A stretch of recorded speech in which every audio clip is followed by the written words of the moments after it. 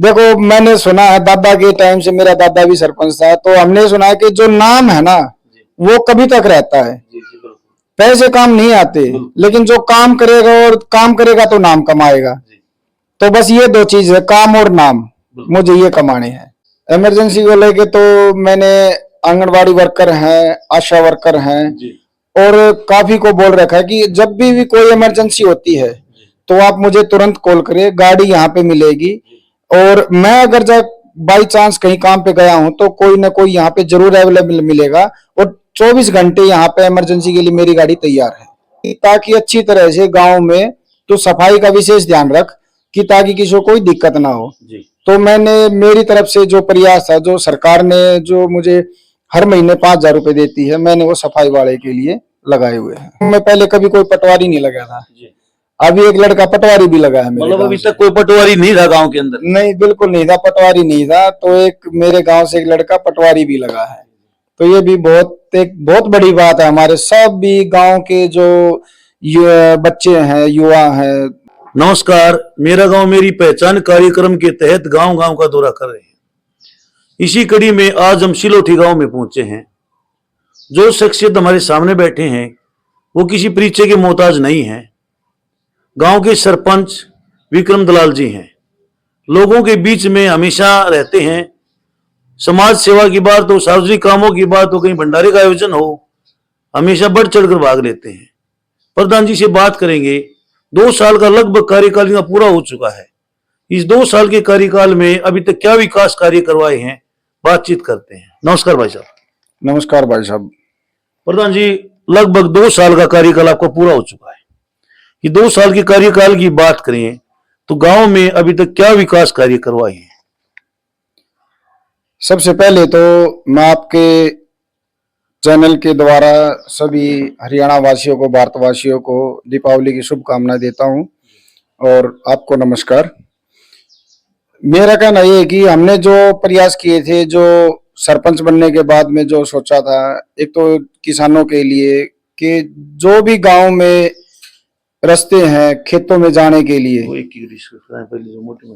और दूसरी चीज ये है कि हमने सोचा था कि युवाओं के लिए खेल कूद में बच्चे आगे आए, लड़के हैं लड़कियां हैं उनके लिए, और गांव में साफ सफाई का विशेष ध्यान रखें, और साथ के साथ में जो अपने किसान भाई हैं और भी जो भी छोटी मोटी बातें हैं, गलियां हैं, नालियां हैं, जो भी मतलब सब कुछ को ध्यान में रखते हुए हमने ये प्रयास किया है। विक्रम जी, एक एक मुद्दों पर बात करते हैं। सबसे पहले एक कहावत होती थी, खेलोगे कूदोगे बनोगे खराब है, पढ़ोगे लिखोगे बनोगे नवाब है। लेकिन आज वो विपरीत सिद्ध हो रही है। खेलने कूदने से भी नवाब बनते हैं, पढ़ने लिखने से भी नवाब बनते हैं। तो 2 साल के कार्यकाल में खेलों को लेकर आपके क्या विशेष प्रयास रहे हैं और भविष्य में क्या रहने वाले हैं? खेलों के लिए मैं आपको बताना चाहूंगा, मेरा सर्वप्रथम प्रयास, मैंने जो एक मेरा सपना भी था जी। मैंने जब जीवन में अपने खेल कूदने के लिए जब मैंने भी शुरुआत करी, तो एक तो मैंने खेल स्टेडियम बनवाया है, अभी मिट्टी डलवाई है, अभी बिल्कुल पूरा तैयार हो चुका है वो, और एक अखाड़े का निर्माण किया है गांव में, बाबा हनुमान अखाड़ा, जो कि हमारे बिल्कुल स्कूल से साथ में और मंदिर के पास में है। तो वहां पे अभी शेड डलवाने का भी काम कर रहे हैं, अखाड़ा बनवाया है, ताकि बच्चों का भविष्य एक उज्जवल हो सके। जो छोटे बच्चे हैं वे धीरे धीरे उनकी कला निखर के आ सके, उस लेवल पे हमने अभी अखाड़े का और ग्राउंड तैयार करवाया है। अभी मतलब बनवाया आपने? हाँ जी। एक जैसे दौड़ मारने के लिए भी हमने सुना था, मेरे गांव से बच्चे जाते थे माजरा गांव में, मेरे गांव में ट्रैक नहीं था, तो वो भी मेरा एक सपना था। मैंने वहां पे पता लगा कि बच्चों के साथ में 1-2 बार झगड़ा हुआ है वहां पे। वो बोलते कि हमारा मतलब एक गांव में जैसे दूसरे गांव में जाते हैं तो वो परिस्थिति अलग होती है। तो वो बात मुझे पता चली, तो मुझे वो बहुत गलत लगी थी। तो उसको भी ध्यान में रखते हुए मैंने सबसे पहले ये बच्चों के लिए खेलने कूदने के लिए, दौड़ मारने के लिए, ताकि कोई भर्ती वगैरह होती है तो उसकी तैयारी अच्छी तरह से उसके, तो ये मेरा प्रयास था और आज वो पूरा हुआ है। तो ये भी मेरा एक सपना था, ताकि युवाओं को आगे बढ़ने का मौका मिले। भाई साहब, जैसे अभी 25,000 युवाओं की लिस्ट आई है, आपकी गांव की बात करें, सबसे पहले तो ये जानिए आपकी गांव की आबादी कितनी है और कितनी युवाओं को मतलब भर्ती हुए हैं, जो 25,000 भी जो लिस्ट आई उसमें? मेरे गांव की जनसंख्या मैं आपको बताऊं कम है। जो वोटिंग है मेरे गांव की वो 1150 के आसपास है। तो लेकिन मेरे गांव में बिना पैसे के लड़के लगे हैं, भर्ती हुए हैं। और सच बताऊं मुझे बहुत अच्छा लगा ये बात सुन के कि एक आम आदमी जब बिना पैसे के भर्ती होता है, सरकारी नौकरी मिलती है, तो बहुत अच्छा लगता तो है। इस बारे में जैसे आपने बताया बिन पर्चे बिन खर्चिया नौकरी मिली है, तो उनके पेरेंट्स से भी मतलब आपने बात की, क्या ये सच्चाई है? बिल्कुल सच्चाई है, ये मैं कहना चाहूंगा। अभी जैसे 2 या 3 के आसपास तो ग्रुप डी में लगे थे। उसके बाद में हरियाणा पुलिस में सिलेक्शन हुआ है मेरे गांव से। और अपना इसमें दिल्ली पुलिस में भी बिना पैसे, लड़कियां भी पहली बार लगी, 3-3 लड़कियां मेरे गांव से पहली बार लगी हैं। मतलब यहाँ जो अभी लिस्ट आई उसमें? हाँ जी, बिल्कुल बिल्कुल। और अभी जैसे एक मेरे गांव में पहले कभी कोई पटवारी नहीं लगा था, अभी एक लड़का पटवारी भी लगा है मेरे मतलब गांव अभी से। तक कोई पटवारी नहीं था गांव के अंदर? नहीं, बिल्कुल नहीं था, पटवारी नहीं था। तो एक मेरे गांव से एक लड़का पटवारी भी लगा है। तो ये भी एक बहुत बड़ी बात है। हमारे सब भी गांव के जो बच्चे हैं, युवा हैं, बड़े बुजुर्ग सब खुश हैं इस बात से कि हमारे गांव से पटवारी लगा है। बहुत बड़ी बात है। विक्रम जी, आपने बताया कि युवाओं की मेहनत के बलबूते पर नौकरियां मिली हैं, उनको एक लाइब्रेरी की जरूरत होती है। तो लाइब्रेरी जैसे बच्चे बाहर जाते हैं, कोई झज्जर जाता है, कोई बहादुरगढ़ जाता है, कोई कहीं जाता है, तो क्या गांव में लाइब्रेरी की व्यवस्था है? नहीं, अभी प्रेजेंट में हाल चोट में लाइब्रेरी की सुविधा नहीं है। मैं जगह भी देख रहा हूँ, मैंने कम से कम 4-5 को बोला भी है कि अगर जब उनका मकान है खाली तो मैं उसमें एक लाइब्रेरी बनाने के लिए सोच रहा हूँ। मतलब आपके प्रयास हैं? हाँ बिल्कुल, मेरे 101% प्रयास है। मैंने बोला है अगर जो भी बात है तो मैं उनको बोल रहा हूँ कि भाई ताकि कम से कम जगह मिले और बच्चों को लाइब्रेरी के लिए, सरकार ने जो सुविधा दी थी लाइब्रेरी को लेकर, क्या वो सुविधा आपको नहीं मिल पाई? नहीं, अभी नहीं मिली है वो सुविधा। जो भी मैंने अपना रेजुलेशन बना के दिया हुआ है, लेकिन मेरी लाइब्रेरी अभी तक आई नहीं है। मतलब उम्मीद है कि यार लाइब्रेरी जल्दी ग्रामीणों को मिलेगी? बस सोच रहे हैं, ये मैंने अपनी ओर से प्रयास पूरा किया है और मैं करके दे चुका हूँ गवर्नमेंट को। बिल्कुल। भाई साहब, एक जैसी बात करें, किसानों की बात करते हैं। किसानों को आने जाने में खेतों के रास्ते ज्यादातर कच्चे होते हैं गाँव में, और आने जाने में बड़ी समस्या सामना करना, खासकर बारिश के मौसम में, क्योंकि ट्रैक्टर ट्रॉली धंसने का डर रहता है। तो किसानों को लेकर आपके 2 साल में क्या प्रयास रहे? किसानों के लिए मेरा प्रयास ये था कि सबसे पहले मैंने जो खेतों के रास्ते हैं वो कच्चे हैं मेरे गांव में, 1 या 2 रास्ता बना हुआ है, लेकिन जो 6-7 रास्ते हैं टोटल, जो मैंने शुरू में सभी से पूछ के कोई रास्ता रह ना जाए, मैंने सभी से पूछ के सभी रास्ते मैंने फर्स्ट जो मेरा प्रयास था वो किसानों के लिए था। पहले ही प्रयास में मैंने सभी रास्ते लिख के दिए और मेरे सभी रास्ते आए हुए हैं, मंजूर हो लिए? बिल्कुल मंजूर हो लिए हैं। अभी बस ये है कि मेरे को 2-3 महीने हो गए ये जो जैसे धान लगाए हुए हैं, तो अभी सभी खेती बाड़ी कर रहे हैं, तो उसके लिए 1 हफ्ता या 10 दिन का टाइम चाहिए। उसके बाद में सारे खेतों के रास्ते पक्के हो जाएंगे। मतलब जैसे ही कटाई हो जाएगी तो उसके बाद रास्तों को पक्का करवाना? हाँ बिल्कुल बिल्कुल, खेतों के जैसे फसल कटाई होते ही मैं सभी रास्ते पक्के बनवा दूंगा। विक्रम जी, किसी गांव में साफ सफाई का अहम रोल होता है, और वो कहते भी हैं कि अपने लोकल भाषा में कहावत है कि गांव के बेटोड़े को देखते ही गांव की दशा का पता चल जाए किस तरह की है। तो स्वच्छता और सौंदर्यीकरण को लेकर आपके क्या प्रयास रहे हैं इस 2 साल के अंदर? सफाई के लिए मैं बोलूंगा कि मेरा प्रयास जो था, मैंने जो सफाई वाले हैं उनको पहले ही बोल दिया था कि अच्छी तरह से सफाई करना जी। और हर घर की, ये नहीं कि एक कोई विशेष जगह नहीं है, सभी को बराबर समझ के हर जगह बराबर सफाई करना। दूसरी चीज ये, सफाई के लिए मैंने कदम उठाया है, मैंने एक ट्रॉली बनवाई है, छोटी ट्रॉली, क्योंकि मेरा गांव छोटा है, तो ट्रॉली बनवाई है और एक बाइक का इंतजाम करवा के उसको मैंने स्पेशल सफाई के लिए लगवाया है। और उसके साथ में मैंने जो उसकी जो तनख्वाह है, जो सरकार मुझे जो महीने के 5,000 रुपए देती है, तो वो 5,000 रुपए मैंने सफाई वाले को दिए हैं कि ताकि अच्छी तरह से गांव में तो सफाई का विशेष ध्यान रख कि ताकि किसी को कोई दिक्कत ना हो। तो मैंने मेरी तरफ से जो प्रयास था, जो सरकार ने जो मुझे हर महीने 5,000 रुपए देती है, मैंने वो सफाई वाले के लिए लगाए हुए हैं। प्रधान जी ने बहुत बड़ी बात बोल दी, इतनी बात बोल दी कि जो इनकी जो सैलरी सरकार देती है उन्होंने गांव की साफ सफाई के लिए मतलब सफाई कर्मचारी को दे दी, वो एज ए गिफ्ट में दी है। किस तरह क्या मतलब इसकी जो प्रेरणा है वो आपने कहां से लिखी जो मैं सैलरी यहाँ पर प्रयोग करूं? देखिए, मैंने अपना, जैसे हम टीवी चैनल पे देखते तो जैसे नरेंद्र मोदी जी हैं, वो भी कई बार वो स्वयं भी करते हैं, सफाई को लेकर पूरा विशेष ध्यान रखते हैं। तो मेरा भी ये था कि मैं भी, जो मुझे सरकार अगर ये मेरी तनख्वाह देती है मुझे कार्य के लिए, मेरा जो भी, तो मैं वो सफाई के लिए, गांव के लिए योगदान करूं उस चीज के लिए।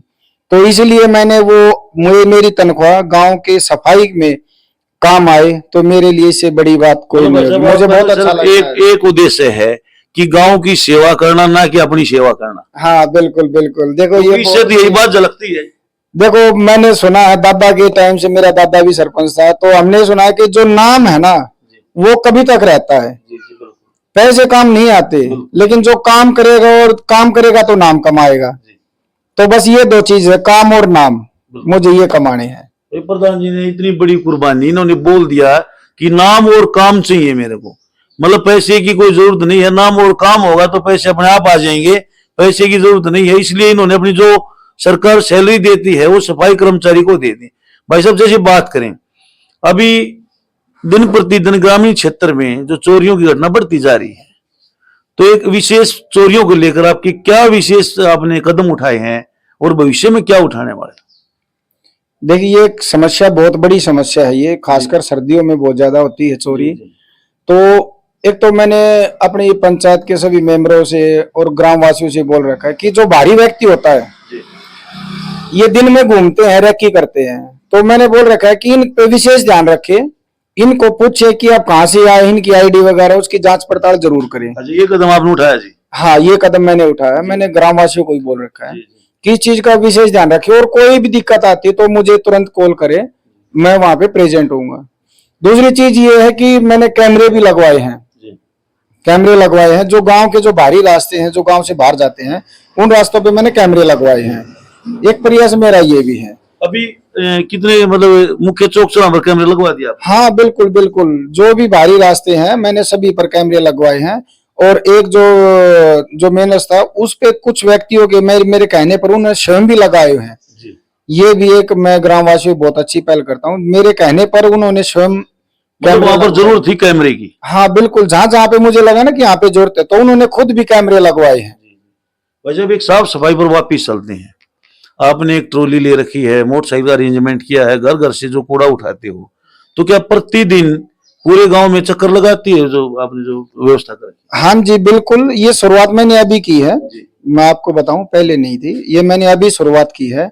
तो इसका अभी जैसे उसको ये बोला है कि आप डेली जाओ, एक टाइम बनाओ, सुबह का 8 बजे का, 9 बजे का, 10 बजे का, 7 बजे, कोई भी टाइम बनाओ, और आप हर गली, हर घर के सामने बाइक लेकर, गाड़ी लेके जाओ, जो भी होगा वो उसमें स्वयं डाल देगा कूड़ा कचरा जो भी है, ताकि ये प्लास्टिक है, बोतल है और कुछ है, वो बाहर कहीं चारों तरफ और कहीं ना डल के, एक जो विशेष जगह होती है वहां पे उस कूड़े को डलवा देते हैं। जगह आपने को गड्ढा वगैरह बनाया क्या कुछ, मतलब उसके लिए क्या अरेंजमेंट करे क्या, जैसे पूरे गांव का कूड़ा एक जगह गिरे? हाँ, उसके लिए है, जगह दे रखी है हमने, जगह दे रखी है, लिखित में दे रखी है। अपना गांव से थोड़ा सा हटकर है, तो वहां पर हमने जगह दे रखी है, तो वो वहां पर डाल के आता है।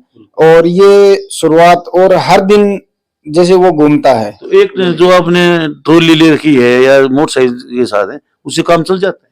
हाँ, बिल्कुल, मैंने बताया ना कि मेरा गांव छोटा गांव है, तो मुझे मैनेज करने में ज्यादा वो परेशानी नहीं होती, और ग्रामवासी भी साथ देते हैं। जैसे आपने बताया ग्रामवासी साथ देते हैं, तो एक बात करते हैं भाईचारे की, क्योंकि भाईचारा जब तक नहीं है तब तक हम अधूरे हैं। तो गांव में 36 बिरादरी का भाईचारा किस तरह का है? अपना भाईचारा था और है और रहेगा, ये मेरा प्रयास भी है।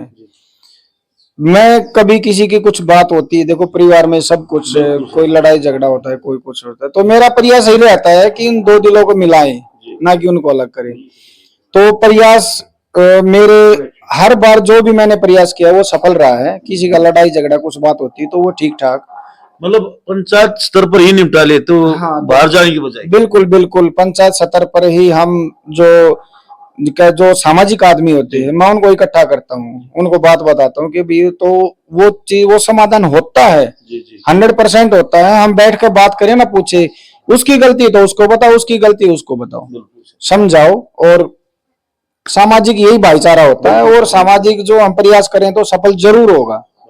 भाई साहब, जैसे बात करें चिकित्सा की, चिकित्सा का अहम रोल होता है, क्योंकि कई बार कोई इमरजेंसी आ जाती है, लोगों को भागना पड़ता है, और कई बार तो हमने ऐसे भी देखा है कि उनको टाइम पर साधन भी नहीं मिल पाता, जिससे दम तोड़ देते हैं, मजबूरी होती है, और बाहर ले जाते हैं इमरजेंसी में तो एक महंगा उनको व्हीकल मिलता है। एक आर्थिक तंगी का भी जेल, एक तो आर्थिक तंगी, एक मरीज तो दो ही मार पड़ी उसके ऊपर, तो उसको लेकर आपके क्या प्रयास रहे?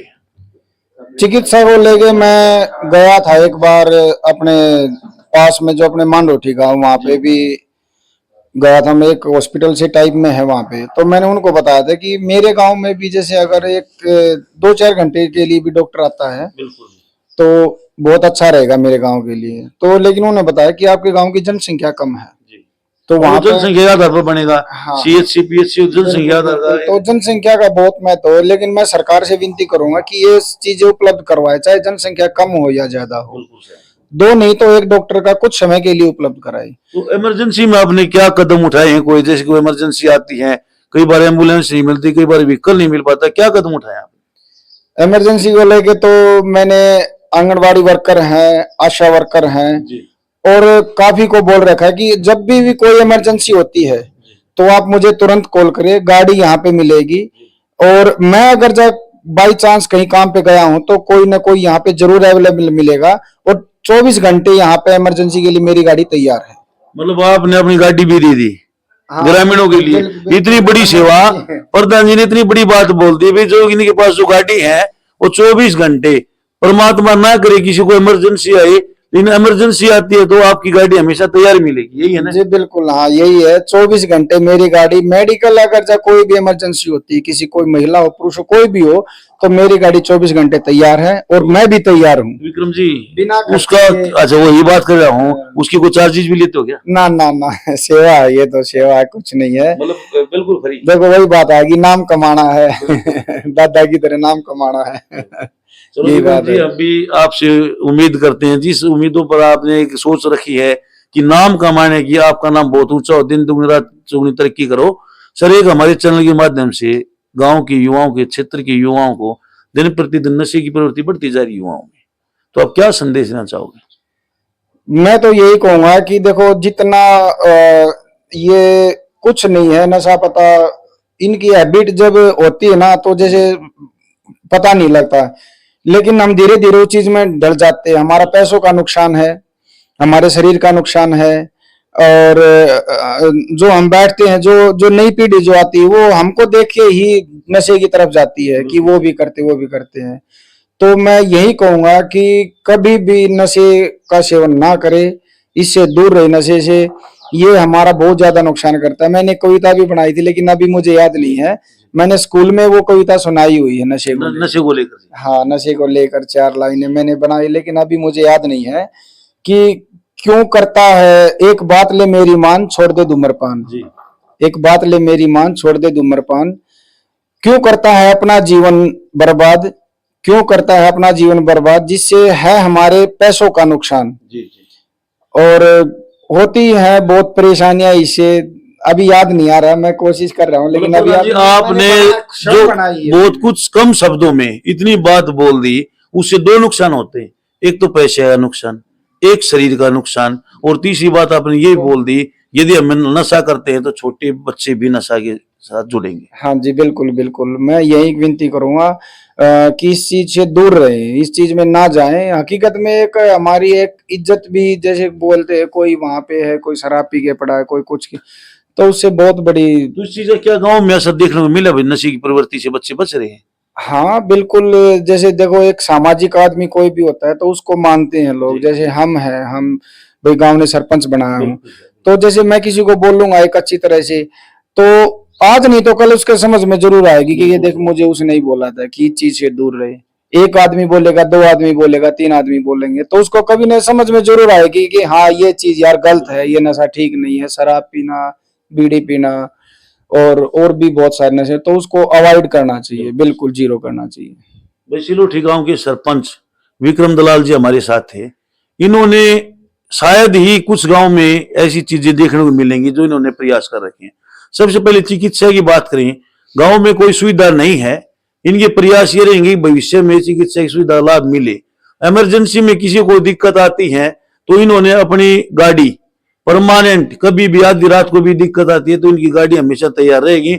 और दूसरी बात, वो भी निःशुल्क, कोई पैसा नहीं, कोई चार्जेज नहीं, जहां पर भी इमरजेंसी में जाना पड़ेगा तो वो लेकर जाएंगे।